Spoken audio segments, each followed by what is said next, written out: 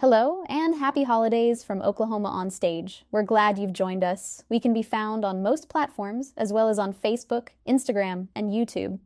If you have any comments or questions, we'd love to hear them. So drop us an email at oklahomaonstage@gmail.com. Or you can use the comment form on our website, oklahomaonstage.org. If you like the podcast, please share it with someone. Now, grab your favorite blanket, curl up with something warm to drink, and get ready for another great episode.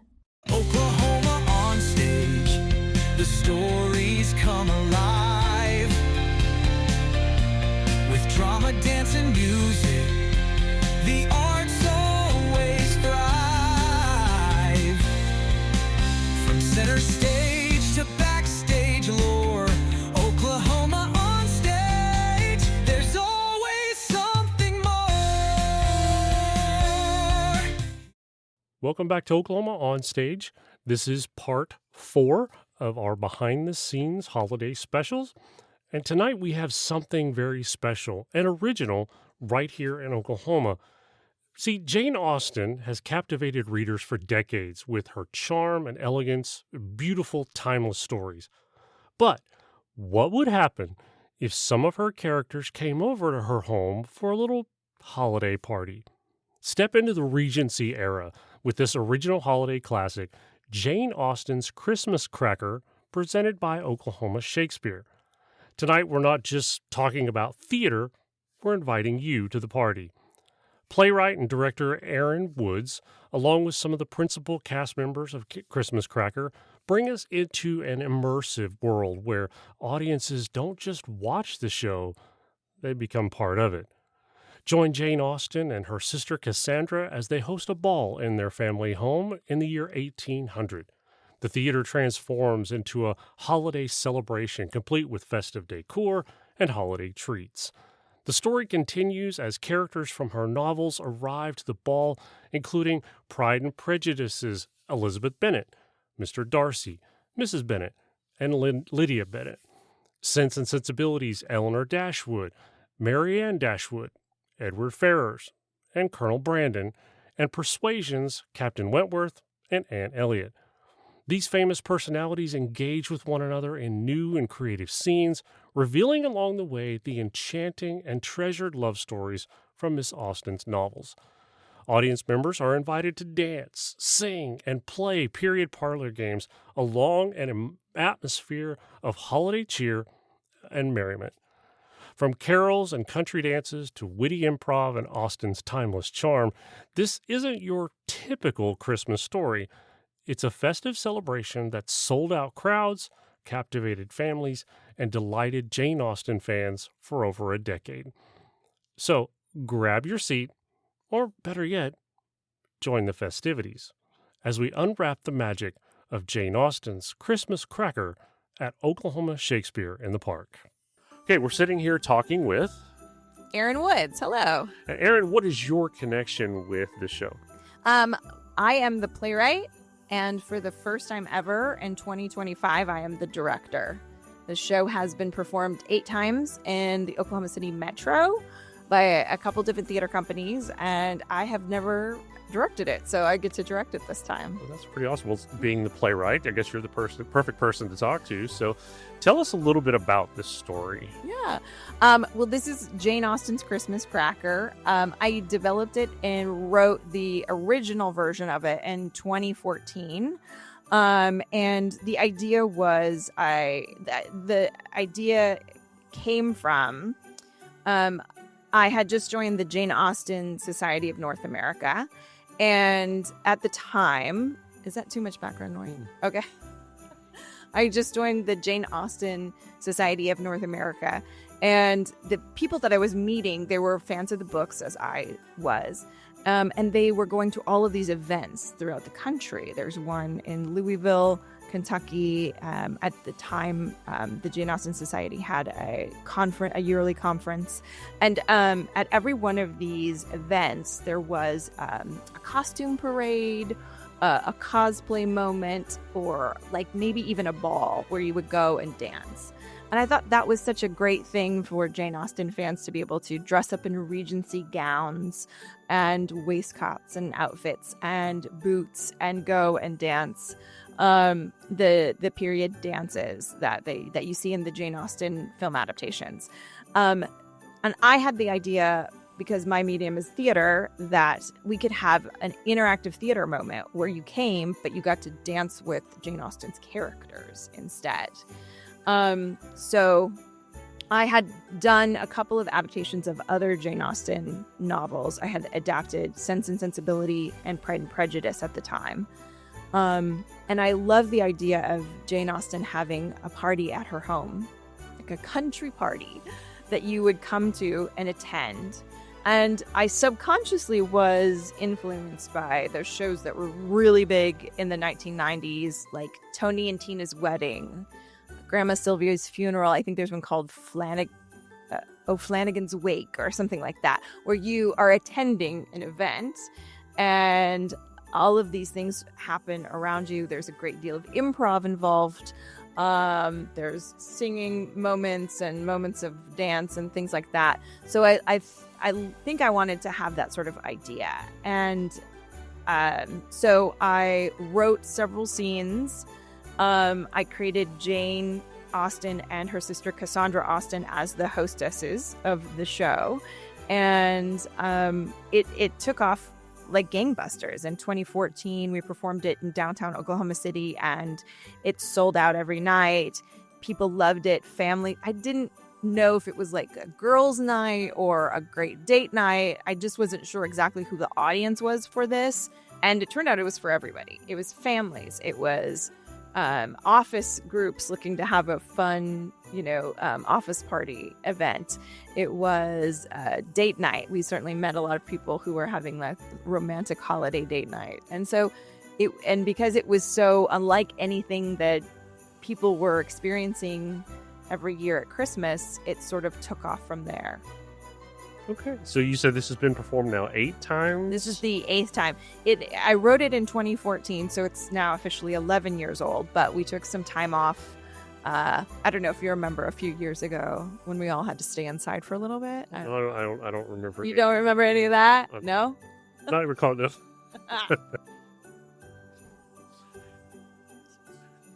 So in those 8 years, you said this is your first time to direct it. Yes. How did it feel? Obviously, you've gone and seen it. Yes. So how did it feel seeing your creation on stage? That's a great question. I've written a few shows, and if I'm really involved with the production, it just feels like I'm watching a really polished version of the rehearsal, or I'm delighted by all of the changes that different audiences bring to the experience. Because in live theater, depending on the energy of the audience, sometimes you have a completely different art piece that you're witnessing and experiencing. But as the playwright of the show, because the original version was written in 2014, and I have altered it and changed some of the storylines a few times. So I've had touches on it. I just haven't been as involved with the technical aspects of the production. And so I always experienced the show as someone almost like a typical audience member would, because I was like, okay, well, I know the storyline, and but I have no idea what. I would forget what's coming next. I'm like, what's next? Oh my gosh. So when someone faints, or there's a moment of celebration, or the love story works out, I would be surprisingly surprised. I don't know if that makes sense, but I would be excited about it. Sure. But yeah, so the reason I wanted to direct this show was actually for many years, because the show incorporates so many people. The characters are almost overwhelmingly in their 20s, with the exception of 2 characters, a teenage character and a character who is in their 50s. It's a good ensemble show. It has a great number of young women in it. It's kind of a perfect show for universities to do. So a lot of people have asked for a perusal script of it. the problem with that is when I sat down to sort of spruce up and make sure and polish my perusal scripts, I realized that there was a lot of the show missing from the page because so much of that had come from either the cast of an individual year, the director of an individual year. So there was a lot of improv. There was a lot of, there's so much audience interaction. So I wanted to write down how all of that worked. And at first I went to some cast members who have been with the show for a little bit and asked them some questions. But what I realized was that they were having a hard time. They knew it. They knew what I was asking. Like, how does it work when we play forfeits? We bring up an audience member, and how do we engineer that? And they knew it from their experience, but they didn't know how to explain it. And I was like, okay, well, we have to be able to write this down. It can't just be, I used to have a job in events where we would call things tribal knowledge, where no one explained it to anybody, but just you had to have certain people on your event set up to get certain things set up. So it was like, I have to be able to pass this on. This can't just be us knowing. Is it too much noise? Oh, no, it's fine. Okay. It's fine. It's fine. I keep asking about it. They're having fun. It's I know. all good. Well, I love that they're having fun. I just didn't know for the podcast. So when you wrote this, did you originally write it as an immersive, interactive thing? Yes. Yeah. That was the intent from the beginning. Okay. Was that everybody would be attending a party at Jane Austen's house for Christmas. And her birthday. Her birthday is actually December 16th. So there's a lot of references to that. And this year for 2025, and this was not planned by me, it's Jane Austen's 250th birthday, December 16th of 2025. Well, yes. yeah. So I'm excited. Yeah. So I'm excited to be a part of that. Awesome. So it's part of my celebration. So how is it different? As you said, you've written it, but you go and watch it and you almost feel like just another audience member. Yeah. How is it different now sitting in that directorial role? It's different because usually when I direct a show, I have a plan. I have a team that I'm working with, a design team, a stage management team, a technical team. And so I feel like there's a lot of outside of rehearsal, we plan things and then we bring it to the cast. And obviously a cast, in any rehearsal process, a cast is contributing to the outcome. I'm not just making a decision. They're not puppets. They are artists themselves. And so we all make decisions together. But I feel like when I direct a show, I have a plan coming in. I have a blocking outline. I have an idea of character. I have, if it's a Shakespearean play, I have a cutting that I've specifically created myself for the show. So there's a lot of me coming to the table with all of the information, and we develop it, we rehearse it, and then we go, right? With this show, I've had to go, how in the past years have we done X, Y, and Z? How did this happen? This happens we have interaction during intermission. We have interaction during pre-show. We have interaction after the show. I mean, you are there as a guest of the party just as much as Elizabeth Bennet or Mr. Darcy. So I've had to ask cast members and past directors, how did we do this in the past?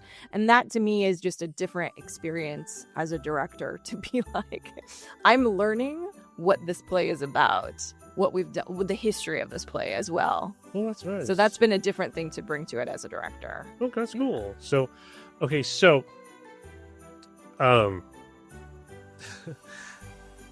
so you're able in this aspect to put your own spin. I mean, though you wrote it, you're seeing other directors put their spin on it. Mm-hmm. So now you're able to actually put is it your original spin that you're putting on the show, or has it changed? Good question. Or has it changed over?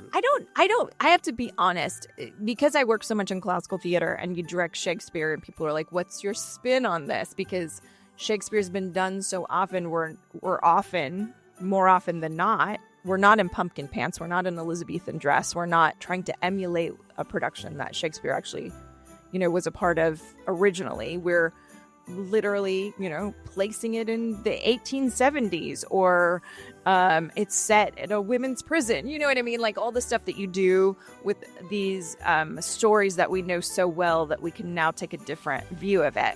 with this show, it's not necessarily a spin, I would say. I think the show itself is a spin. The show itself is a spin on a Christmas show.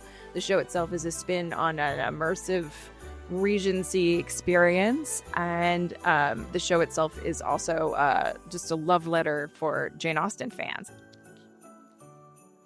So for those people that don't know anything about this story, Yes. can you, without any spoilers, if there is, can you kind of fill people in on what they will get when they come here?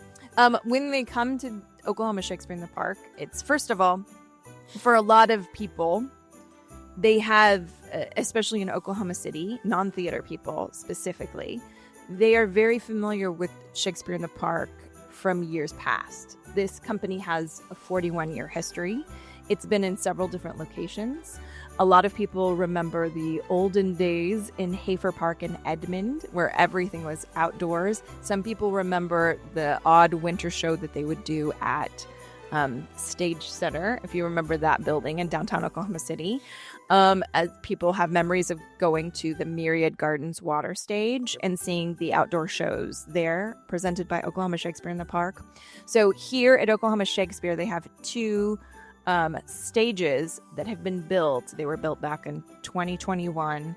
An indoor theater that's been that was renovated, that went through a deep renovation in 2021, and a new outdoor amphitheater and they're both here in the Paseo.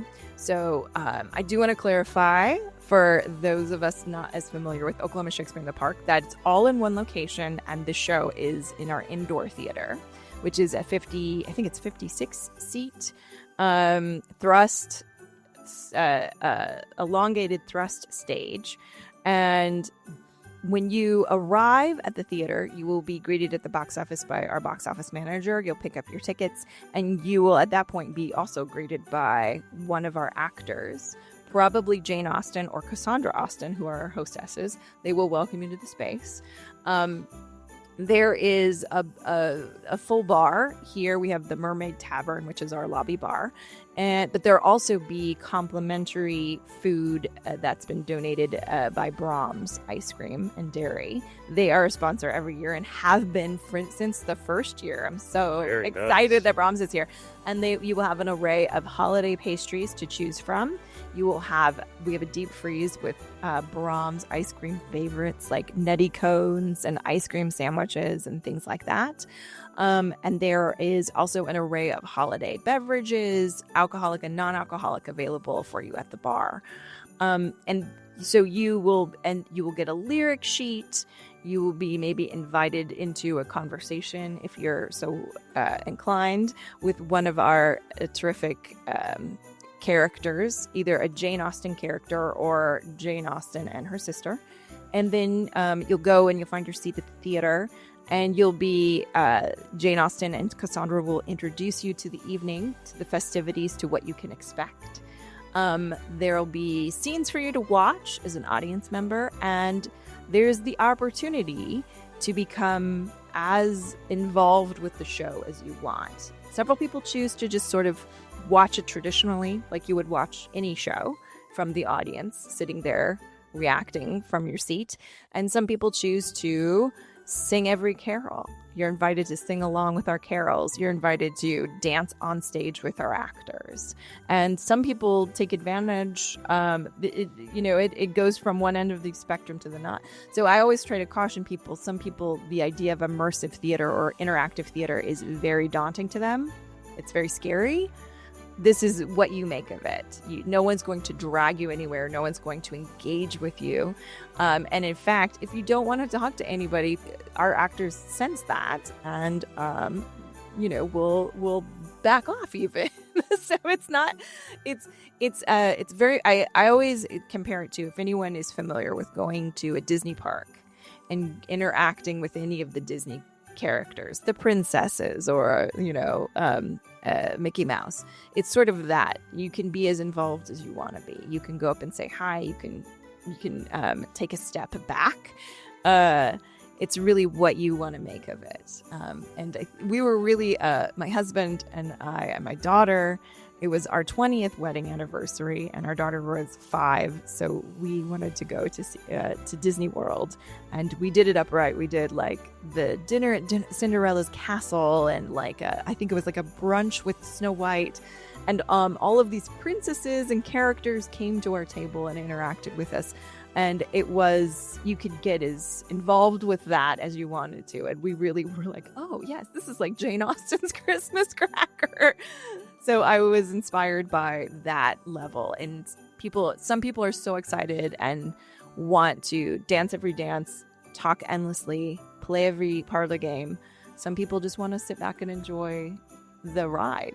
And it's a bit more casual than other shows. I even say, like, you're welcome at any time to leave your seat, go in the lobby, grab a pastry, go to the bar. There's no, like, you're not locked into your theater seat until the lights come up for intermission. It's a party.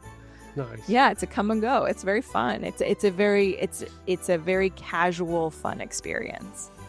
Definitely not like any of the other Christmas shows that people are used to seeing. So, from the writer and the director's point of view, what does this show mean to you?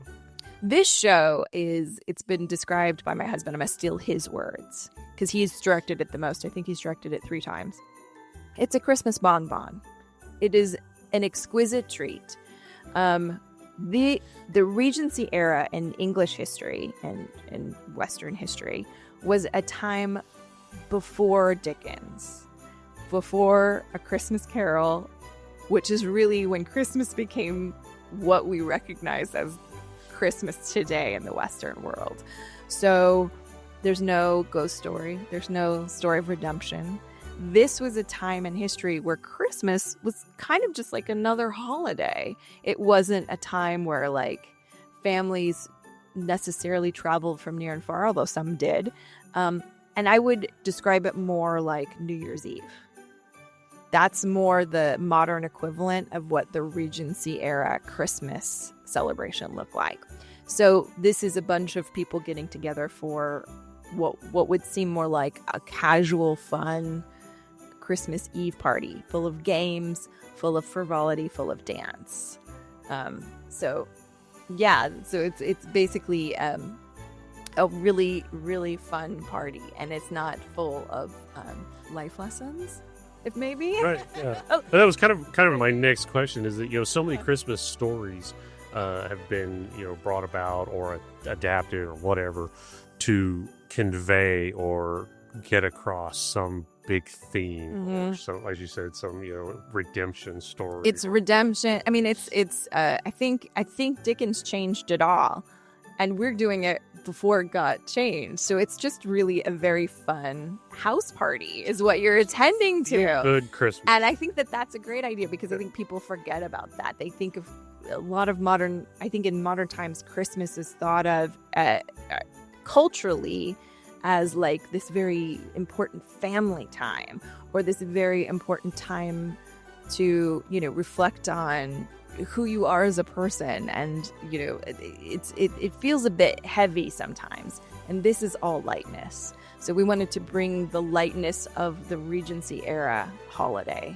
to modern people and say, hey, just have a good time. Very nice. Very nice. Erin, thank you very much for doing this, for being a part of this. We really appreciate it. And thank you for telling this story. We appreciate it. Best of luck to you in your run with Christmas Cracker. And Merry Christmas. Merry Christmas. Thank you so much, Tim. Hi, I am Cecilia Alali. And what is your connection with the show? I am playing Miss Cassandra Austen in Jane Austen's Christmas Cracker. So you are Jane Austen's daughter? Jane Austen's sister. Sister, okay. Mm-hmm. Older sister.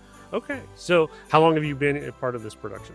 So we started rehearsals, towards the end of, not November. Yeah, November, actually. Oh my goodness. We're like in our second week or so. It feels like it's been longer because we've done so much good work. But goodness, this is only our second Saturday working on this. Has this been your first time to play a role in this show? Yes, this is my first time in Jane Austen's Christmas Cracker and my first OK Shakes production. Okay. So what brought you to be a part of this show? So, In college, I was really, really, really kind of on the fence about pursuing acting, actually. I was very scared to, like, actually try to pursue it full time. And I had done Henry V at my college, and I played the chorus. We set it in a classroom, so I was a bit more involved, and I was actually the teacher teaching the kids how important classical text is, and we did it through the medium of Henry V. It was awesome. And I fell in love with classical productions after that point. So when I came back home, I was like, I have to find some kind of classical theater here, and Oklahoma Shakespeare is the best and is my favorite. I love the productions they put on here. I love the care that they put into everything they do. So I was like, sign me up on that auditions list, And so when I saw the auditions for this, I was the first person to sign up like 5 minutes after it dropped. Nice, nice. So you said this is your first time here at Oklahoma Shakespeare. Yep. What is it like being at Oklahoma Shakespeare, but actually not performing in a Shakespearean play? Yes, it's really, really, really interesting because Shakespeare is one of those things that you really do have to sit down with it unless you're like a master in it, right? You got to sit down with it, marinate with it, really try to understand what's going on here. What are the underlying things that are there that like aren't, said out loud or said it in our time, right? What's really going on here? But with this heightened text that isn't written in iambic pentameter and written in 1600s English, it's a bit easier to like latch onto what it's meaning and what it's trying to say. And it's a little bit more fun because you've got this special language that you get to do with an accent, and it's really cool and everything. So I've had a lot of fun doing this heightened text, even though it's not Shakespearean. It's like Shakespearean. So you said you get into the classical theater. Yeah. Have you ever been involved with a production like this? Goodness me. No, I haven't been. Not like this. Not to the extent of the improv that there is, of the audience involvement that there is. The only thing I can compare to it is I was a competitor in speech and debate. More so speech. Yeah. Debate people, sorry. I only dabbled in that for a semester, but speech is my main thing. And so with certain pieces, like if you got a cool duo, which is just two people doing a 10-minute selection of a script, maybe you could do some audience interaction there and have them like, ha ha ha, let's do something funny, but never in a full-length hour-and-a-half play with an ensemble of people. So this has been really, really fun. Oh, very cool. Yeah, back in my day, we called them duets. Duets, yes. Yeah, I'm very old school, so yeah. But I was very involved in speech and debate as well. So, okay. So playing a role like this, you talked about the improv and all this. Do you have experience with improv? I explained to our improv master, Amanda, that I don't have any official improv experience, but being in speech is kind of always improv. If you don't have your script completely memorized, it turns into an improv itself. What? Who wouldn't memorize a piece? No. So I've had like really limited experience with it, but it's all about whimsy, and it's all about, I don't know, have fun with it, loosen up your brain, use the left side of it, and just do something compelling, because anything can be compelling if you're convinced that it is. So I don't have official experience with it, but this, hey, I can say I feel like an experienced improver now. So what drew you to this character? I love Cassandra. So Cassandra Austen is, she, of course, is Jane Austen's older sister. And she didn't get the recognition that Jane does, but she was also an author. And she also loved literature and loved the characters that Jane created and everything. So I'm just drawn to the idea of her also being the older sister, the eldest sister, and being the Miss Austen and the lady of the house when mom's not there. I love that she has this sense of duty about her. Innately, just because she has to control the house whenever her mom's not there, and her mom's sick a lot, right? But she has this sense of duty, but also this sense of play that Jane gets to have freely, right? Because she's not the eldest, right? Cassandra gets to play between the both of them, and it speaks to me so much. I'm an eldest sister, and I have to do things for my household, and it's got to be like this. And come on, little brothers, don't make a fool of yourselves and all, right? But I still play, and I still love to play, and that's why I do theater. It's all play, and so I see myself a lot in Cassandra, and I just love that about her. I'm really drawn to the idea of her just, goodness, playing, but in the context of being someone that is married to her duty. Very nice. So how do you look to connect with the audience when they come into this? Yeah. So, like I'm saying, Cassandra is the lady of the house when her mom, slight spoiler, when her mom is sick. So she's really excited to bring people in. I love that because she has that duty, she's like, oh, well, I guess I can now talk to all these people, and I can be the one that controls what beautiful drapings go up, and what kind of refreshments are we going to have and everything. So she gets to interact with the audience and get their feedback on everything, like, how do you feel about this? Ooh, is it really good? Am I doing a good job for my first huge party? And so outside of the pre and intermission time, she gets to kind of play with the audience and ask them, hey, how are you feeling about all this? And during the show, she's kind of always checking in with everyone and being like, you good? All right. Are we still having a great time? Do you see what's going on between these two? Because at heart, she's a matchmaker. Oh. And so she just loves to play with everyone. And it's amazing because now she gets her big break in this huge, this huge party that she's throwing to kind of like show that for the first time. Very nice. So what do you think, or do you hope that people take away from this when they leave? So something that Amanda had told us when she came in was like, this might be some people's only time to really get into the holiday spirit or be around a group of people that are singing carols together or dancing together for the holiday season, because it can be a really polarizing time. Like, some people love the holidays. Me, like, I love Christmas time. It's awesome. And some people are like, I have really bad memories attached to this time, and I don't want to celebrate this. And this show brings everyone in, regardless of anything, because it's not your typical Christmas carol. It's not your typical White Christmas.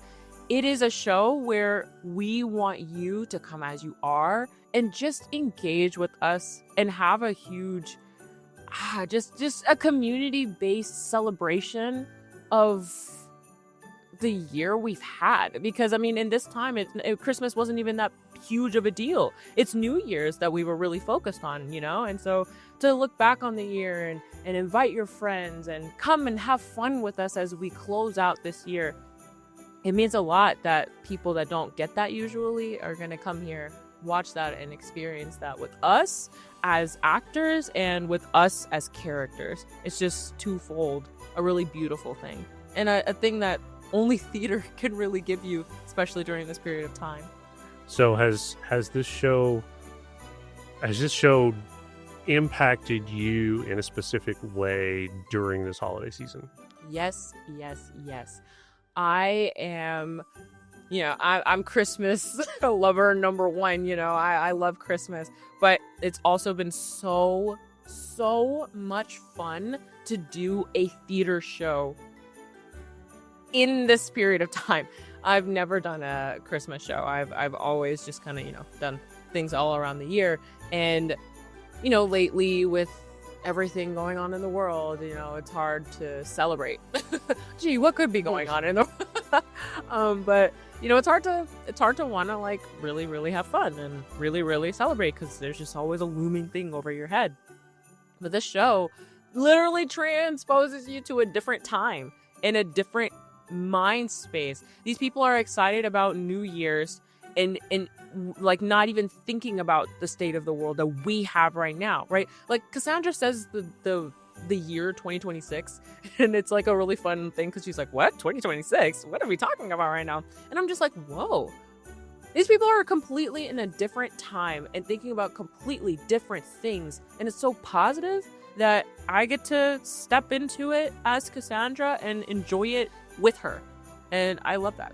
That's awesome. I love your energy about this and your Yeah. passion. I could see the character and all of it just coming out of you. And I think that's great. Thank you very much for your time and for telling us about your character and your journey through all of this. Yeah. We very much appreciate it. And Merry Christmas. Thank you. You too, Tim. Emma Cox. And Emma, what connection do you have to the show? I play Miss Jane Austen, and this is my first show with Oklahoma Shakespeare. I recently just moved to Oklahoma, so this is the first piece of theater that I'm doing in Oklahoma. So where'd you come from? I'm originally from Kansas. Well, but you're not in Kansas anymore. I'm not in Kansas anymore. I'm sure you've never heard that. I like it though. I mean, I romanticize Kansas and the Great Plains and Dorothy and all that, so I love it. So what is your theater background up there in Kansas? So I started doing theater in high school, and then I continued through community college. I got just my gen eds out of the way with an associate's degree, and then I started auditioning for BFA programs and found a classical acting BFA track at Southern Utah University, which is in Cedar City, Utah. Wow. And auditioned and got accepted, and so I moved out to Utah, and I've been out there for the past 2.5 years now. The Utah Shakespeare Festival is also in Cedar City, and so I spent this past summer working with them, and that was a blast, and now I'm here. And So what brought you to Oklahoma? I have an identical twin sister, and she is starting her PhD program. She studies environmental history, and she just started that at Oklahoma University. And so we're so close with each other and we've been so far apart, me being in Utah and her being back in Kansas, that I was like, I'll move down there with you and we can just have a good time and figure out what Oklahoma's about. And so, yeah. So through your studies and everything, your focus is on classical theater. Yes. What draws you to classical theater? There's something about the language and the way it's written, and when I talk about classical theater, I mostly Shakespeare, but it also includes other heightened text, like Moliere and stuff like that. But there's something about, and Shakespeare specifically is what I think of when he's writing in verse, the rhythm and the language that he's using and the images that he's painting, and iambic pentameter is kind of like a human heartbeat, and so there's this kind of innate, I don't know what the right word would be, but for me it's something that as an actor gives me more than if I were just speaking contemporary text. It's easier to memorize first, but that's beside the point. You're one of those first people I've ever heard say that, but Verse is easier to memorize. yeah. I guess I know there's going to be those 10 syllables in it sometimes, right? It's 11 or 12 or whatever it is, or 9. But if it goes off, I just know, and I know I missed a word or I switched something up. But yeah, it's the beauty and the artistry of the language that drew me to it, and I am just so fascinated by all of the different ways that you can use it. That you can use what's in the text and what's on the page to make so many character choices, and it's just a rabbit hole. Once you dive in, it's like you can't find your way back out. Yeah, that's good. Well, I mean, you've come to Oklahoma at a really good time. I've noticed, especially over the last year, this resurgence of classical theater. We've seen Moliere come about, Chekhov come about, Shakespeare, of course, and not just here at Oklahoma Shakespeare. A lot of companies are doing Shakespeare and all those others. And so great time to be in Oklahoma. A lot of opportunities for you. So you come to Oklahoma, and how did you find out about Jane Austen's Christmas Cracker? I immediately started looking for if Oklahoma had a Shakespeare theater or like a Shakespeare in the Park, and I found Oklahoma Shakespeare and immediately went to their website and was looking at their season and what they've done in the past, and ended up finding that they were holding auditions for Jane Austen's Christmas Cracker. And I see so many Christmas carols and the live radio play, It's a Wonderful Life. It's a Wonderful Life. Yes, there's so many, those are fantastic and they're classic, and they're part of people's family traditions, of course.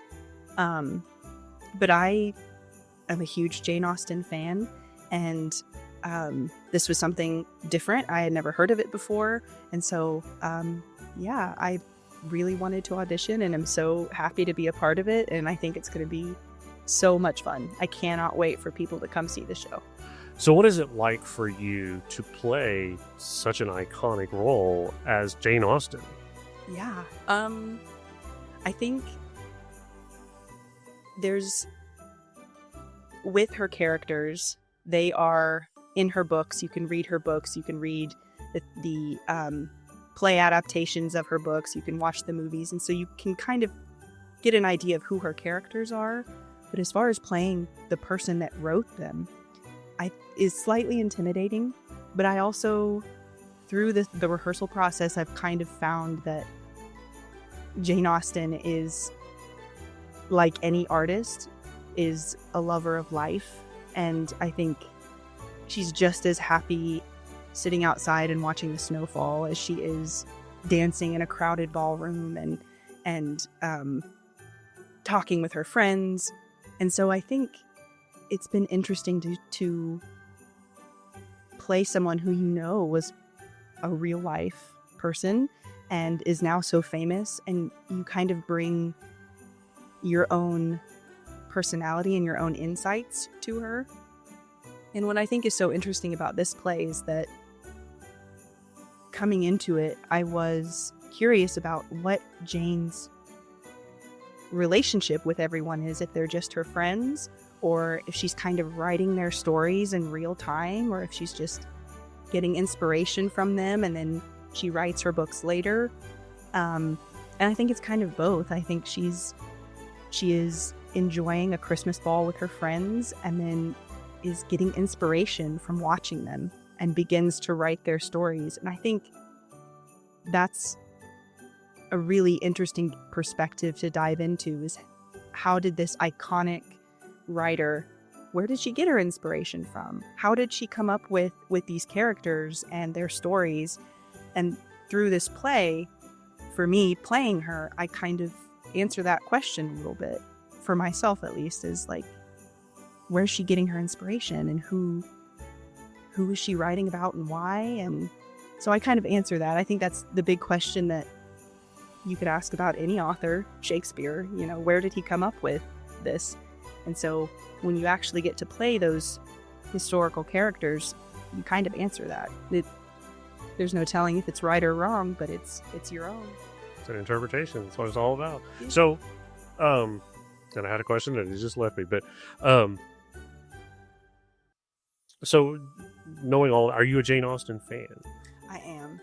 Okay. Yes. Okay, so knowing that, is there anything about, whether it be in the books or playing this role, that you find that you connect with Jane?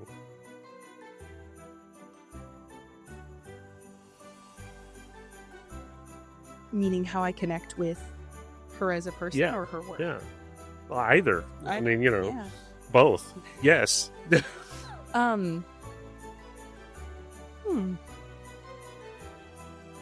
I think I connect with Jane in that she observes everyone and everything that is happening around her, and she takes it in, and the smallest interactions or whatever is happening in her world around her, she's appreciating it. And I think I really admire her just attention to life. I think now in the world that we live in 2025, it's so easy to get sucked into everything that's happening in our world. And we've got, we carry around phones and computers and laptops all the time. So you're always plugged in. And for me, not only with reading Jane Austen's books, but also playing her, it's like you can just unplug for a second and completely fall into a different world and just enjoy the small things, like playing a game at a Christmas ball or dancing a country dance, and enjoying those small moments with people completely outside of anything else that's happening in just everywhere. Yeah, it's good to take a break from the reality for a while. So, knowing the way this show is set up, it's immersive, it's interactive. Have you ever done a production like this before? I have not where you're pulling audience members onto the stage and you're involving them in games and dances. Doing Shakespeare, I feel like you kind of break the fourth wall all the time, and so that is kind of familiar to me. At Southern Utah University, I did a production of Roe by Lisa Loomer, and I played Sarah Weddington. And in that show, we kind of made a choice to have Sarah tell this story, breaking the fourth wall all the time. So she's constantly in the story of the play, but then she's able to check out and check in with audience members or have these direct address moments. And so I keep thinking about that experience in relation to this, and that at any time, any one of our characters can break over and look at an audience member and share a moment with them or say a few lines to them, and just kind of include the audience in the world of the play, which I think is so fun. Do you have any experience with the improv aspect? I have done improv before, but I've never had to do a lot of it in a show, and I've never this will be my first time improving with audience members as a character and staying in that character the whole night. I've never done that before. So you get to interact with a world as someone else. Yes. And to me, it just sounds like a whole lot of fun. Yeah. So with this show, this character, this story, what do you hope that people take away from this? I hope that people leave the show with just a sense of appreciation for friends and family and loved ones and being together with each other. I think the holiday season tends to do that. We tend to start coming closer to the people around us and appreciating them and the life that we have. And I hope that people come and see our show and have a great time and have a blast dancing and singing. But I also hope they leave just really appreciating the people that are around them. Great. Well, thank you for doing this. I appreciate your time. Welcome to Oklahoma. Thank you. And best of luck in the show, and Merry Christmas. Thank you so much. Merry Christmas to you too. Zanine Fletcher Hall. Zanine Fletcher Hall. I believe I know your husband. You do. Well, welcome. And what is your connection to the show? So I play Mrs. Bennet in Jane Austen's Christmas Cracker. Okay. And what drew you to this show? Well, first of all, it's a great show, phenomenal show. I really do enjoy interactive theatre. So when the auditions came for this show, many years ago, because I've been in it for 6 years now, then I really wanted to do it. And I was very lucky to be chosen as Mrs. Bennet. I did hear before we did our interviews and stuff that you are the longest running actress for the show. So, why was it so important to you to keep coming back? Oh, Mrs. Bennet is a dream to play. Her daughters are the best daughters to have. There are only 2 of my daughters in the show. But Mrs. Bennet is such a wonderful character. She is nosy, bossy, but super friendly, super... she wants to be there. She wants to see everything, to enjoy everything. So she's just a dream character to play. Very nice, very nice. So I guess I'll kind of throw out the same question that I threw out to your husband when I talked to him. What drew you to Oklahoma? That's a long answer. Sit comfortably. So my husband was already living in Oklahoma. We weren't married at the time, but he's from England. I'm from England, in case you hadn't guessed. And we used to date in England. We used to both be in the same theatre company. And we dated then, and we were very, very young. Life took us in separate directions. And when we finally reconnected through Facebook, of all things, David was in a show. And he was still very cute. So I said, I'd love to come and see the show. And he told me that he was in America. So I presumed that he'd made it big. So I quickly said, New York, California, LA, where are you? And he said, Oklahoma. And my second question was, where's that? So anyway, I came across and I watched every performance of that show and fell in love with Oklahoma and the people. People are so friendly here. It did take me a minute to lose my British head and become Oklahoman. But now, yes, I love it. I'm always reminded when we go home to be more British. So how long have you guys lived in Oklahoma? I've been here for 12 years, and David has been here for 26. Very nice, very nice. A So, long time. so in that time, like I said, 6 years. You said you've been a part of this show. Yes. Okay. So were you familiar with? Obviously, you're familiar with Jane Austen's work. Of course, yes. Were you familiar once you began acting in Oklahoma theater? Were you familiar with the writing of this script? I had heard about it before I joined the show. I'd heard about it because a good friend of mine played Mrs. Bennet before I did. So I'd heard about it, I'd seen it, and it was just a great concept for a show, where the audience could participate with the actors. Whoa, so yes, and that just made me want to be more a part of it. Had you had experience with the sirens going off? Did you have more experience with the audience interaction type theater? In England, no. Over here in America is my very first time to be having interactions with the audience, and there's a few theatres here that do it now, not just this one. Right. So I do try and single out those shows. Oh, good. So you've drawn to it. Absolutely, it is my favourite type of theatre. And what draws you to that type of show? Never knowing what the audience member's going to ask you or say or do. So it keeps you really on your toes. Yes, you still have to learn your lines. Yes, you have to know where you're going and what's coming next. But then throwing in an element of, hey, it could be chaos, it could be fun.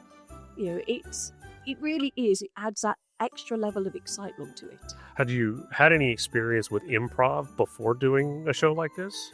I did my very first Jane Austen, and then I got the buzz for it, and then went and did more improv in other areas and other shows. So yeah. So you had a little experience coming into this. A little, but not a lot. Now it's sort of like, give me more. Yeah, exactly. So what do you experience when you're in a show, when you're in this show, and you have those audience members that are really connected to the show, really into it, and as Erin said, you have certain people that just want to come and just watch, but then you have others that are just they're they're sucking the marrow out of life, as they would say, but they're really involved with the singing and they want to get involved with the dance. What do you get out of that? There's an extra level of fun that's sort of like when you get people. We have the Jane Austen Society turn up, and they know the ins and outs of all the novels and the characters, so you really have to know your stuff, because they're going to come at you with some very... they need the answers to those questions. But I've had people come towards me and just ask me simple questions like, what are the roses in the gardens? What have I planted this year? And you need to know those kind of answers too. We do have people that just are unsure and maybe don't know how to answer. A little flirtatious banter with them always helps and gets people at ease. Very nice. So in all of this, again, this being a very different kind of Christmas show, it's not your typical Christmas Carol, White Christmas, It's a Wonderful Life. As Erin said, there's not that typical story of redemption or anything like that. That's true. What do you hope that people will take away from not only your performance, but the story in general? Family coming together, the love of Christmas, going back to basics, just enjoying each other's company, spending time with each other, singing Christmas carols, just the frivolity of it all. Very nice. Zanine, thank you for doing this. Thank you for your time. Thank you for the show and enjoying it. So, are you guys planning on going home for Christmas? No, because we're in shows. Right. So Christmas is not a good time for us to head home. But we will head home early next year. Well, good. If nothing else, Merry Christmas. Thank you, Tim. Merry Christmas to you. So there you have it from Jane Austen's Christmas Cracker, currently running December 4th through the 21st at Oklahoma Shakespeare's Paseo Indoor Theater. You can get more information about the show at www.okshakes.org or calling them at 405-235-3700.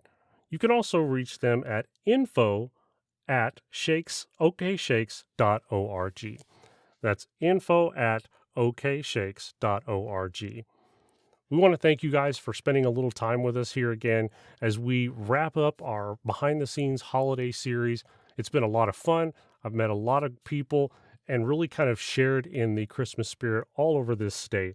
So we thank you again for spending just a little bit of time from your busy hustle and bustle to spend it with us.